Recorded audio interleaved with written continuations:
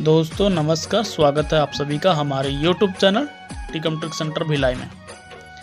दोस्तों आज हम छत्तीसगढ़ का भूगोल कवर करने वाले हैं, जो कि ये पार्ट 1 है। इसके आगे आपको पार्ट 2, पार्ट 3 भी देखने को मिलेगा।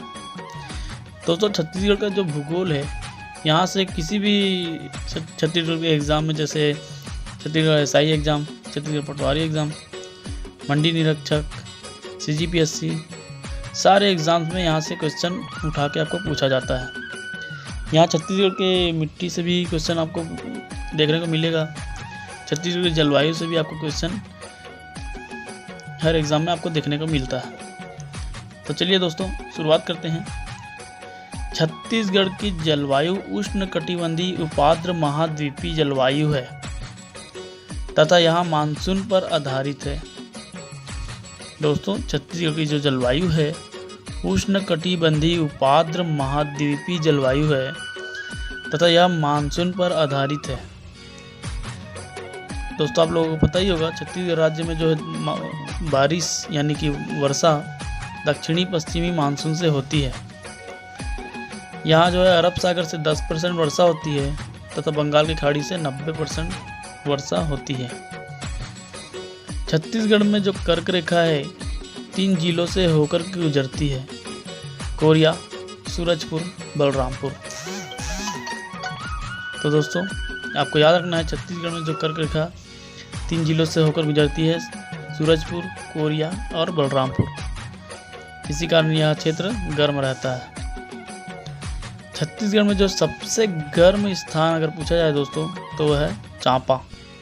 चांपा जो है छत्तीसगढ़ में सबसे ज़्यादा गर्म स्थान है।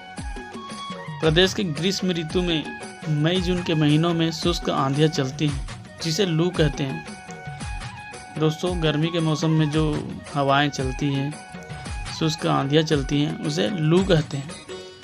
इसी प्रकार सर्दी के मौसम में, ठंड के मौसम में जो हवाएं चलती हैं, जो आंधियाँ चलती हैं, उसे सुर्रा कहते हैं। दोनों में फ़र्क है। गर्मी में जो चलती है उसे लू कहते हैं और ठंड में जो चलती है उसे सुर्रा कहते हैं। तो दोस्तों यहाँ से भी क्वेश्चन आपको देखने को मिल सकता है, बहुत ही ज़्यादा इम्पोर्टेंट है।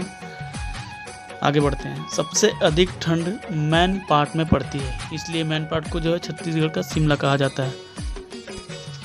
छत्तीसगढ़ की औसत वर्षा 120 से 140 सेंटीमीटर तक होती है। अबूझमाड़ की जो पहाड़ियाँ हैं दोस्तों, वहाँ सर्वाधिक वर्षा होती है, इसलिए अबूझमाड़ की पहाड़ियों को छत्तीसगढ़ का चेरापूंजी भी कहा जाता है। आप लोगों को पता ही होगा कि भारत में सर्वाधिक वर्षा चेरापूंजी में होता है। उसी प्रकार छत्तीसगढ़ में सर्वाधिक वर्षा अबूझमाड़ की पहाड़ी में होती है, इसलिए अबूझमाड़ की पहाड़ी को छत्तीसगढ़ का चेरापूंजी भी कहा जाता है। साथ ही सबसे कम वर्षा जो है कवर्धा में होती है, ये भी आपके लिए इम्पोर्टेंट है। तो बहुत सारा क्वेश्चन तो आपको छत्तीसगढ़ की मिट्टी से देखने को मिलता है। छत्तीसगढ़ में 5 प्रकार की मिट्टी पाई जाती हैं। पहला लाल पीली मिट्टी, दूसरा लाल बालुई मिट्टी यानी कि लाल रेतीली मिट्टी, तीसरा लाल दोमट मिट्टी, चौथा लेटराइट मिट्टी, पांचवा काली मिट्टी। दोस्तों 1 बाय 1 पूरा पढ़ेंगे, जो इम्पोर्टेंट है हम उसी को कवर करने वाले हैं। तो पहले नंबर पर है लाल पीली मिट्टी। लाल पीली मिट्टी छत्तीसगढ़ के सर्वाधिक भाग, लगभग 55 से 60% भाग में पाया जाता है। लाल पीली मिट्टी जो है धान की खेती के लिए बहुत ही ज़्यादा उपयुक्त होता है। दोस्तों लाल पीली मिट्टी को स्थानीय भाषा में क्या कहा जाता है, ये भी आपके लिए बहुत ज़्यादा इम्पोर्टेंट होता है। तो लाल पीली मिट्टी को स्थानीय भाषा में मटासी या डोरसा मिट्टी कहा जाता है। दोस्तों ध्यान दीजिएगा, लाल पीली मिट्टी को मटासी या डोरसा भी कहा जाता है। दूसरा लाल बालुई मिट्टी, इसे स्थानीय भाषा में छावर या टीकरा भी कहा जाता है। दोस्तों लाल बालुई मिट्टी यानी कि लाल रेतीली मिट्टी कोदो, कुटकी, मोटे अनाज, ज्वार, बाजरा, इन सारे खेती के लिए अधिक उपयुक्त होता है। तीसरा है लाल दोमट मिट्टी। छत्तीसगढ़ राज्य के लगभग 10 से 15% भाग में लाल दोमट मिट्टी पाया जाता है। चौथा है लेटराइट मिट्टी। मोटे कणों से युक्त जो मिट्टी पाई जाती हैं, आप देखे होंगे मोटे मोटे कण जिसे हम लोग मुरुम भी कहते हैं, मुरुम स्थानीय भाषा में। तो लेटराइट मिट्टी को स्थानीय भाषा में मुरमी तथा भाटा भी कहा जाता है।